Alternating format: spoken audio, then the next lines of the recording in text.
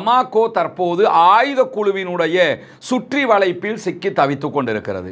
இதற்கு இடது பக்கமாக மொரிட்டானியா இருக்கிறது, அதுக்கு கீழே புர்கினோ ஃபசோ இருக்கிறது. புர்கினோ ஃபசோ நமக்கு தெரியும், இப்ராஹிம் ட்ரூடோ என்கிற ஒருவரால் ஃபேமஸான ஒரு பகுதி. இந்த வீடியோவில் இப்ராஹிம் ட்ரூடோ பற்றிய ஒரு பகுதியும் பின்னால் இருக்கிறது. அதை பார்க்கும்போது உண்மையிலே அவர் யாருங்கிறதை நம்ம புரிந்து கொள்ள முடியும். இந்த ஜமாத் நுஸ்ரத் என்கிற அமைப்பினுடைய முக்கிய நோக்கமாக அவங்க எதை சொல்றாங்கன்னு சொன்னா, நாங்கள் மாலியை ஒட்டுமொத்தமாக கைப்பற்ற இருக்கிறோம், கட்டுப்படுத்துவதுதான் எங்களுடைய தேவையாக இருக்கிறது.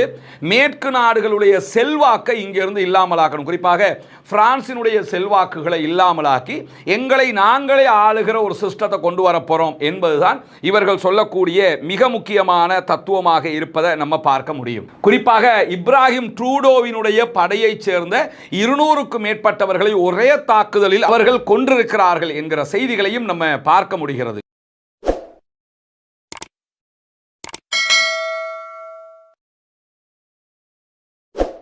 அன்பிற்கினிய சகோதர சகோதரிகளே, நம் அனைவர் மீதும் ஏக இறைவனுடைய அமைதியும் கருணையும் உண்டாகட்டுமாக என்கிற பிரார்த்தனைகளோடு இன்றைய நாள் இந்த வீடியோவில் நம்ம பார்க்க இருக்கக்கூடிய ஒரு முக்கியமான பகுதி என்னன்னா, ஆப்பிரிக்க நாடுகளில் ஒரு முக்கியமான நாடாக கருதப்படுகிற மாலி தற்போது முற்றுமுழுதான ஒரு முற்றுகையின் கீழ் கொண்டு வரப்பட்டிருக்கிறது. மாலியினுடைய தலைநகர் அங்கிருக்கக்கூடிய ஒரு குழுவால், ஆயுத குழுவால் முற்றுகையிடப்பட்டிருக்கிறது.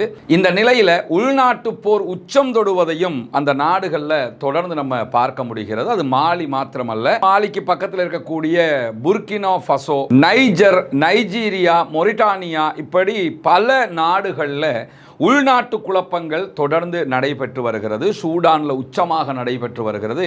ஆப்பிரிக்க நாடுகள் என்றாலே தொடர்ந்து சண்டையும் சச்சரவுமாக இருக்கக்கூடிய நாடுகள்.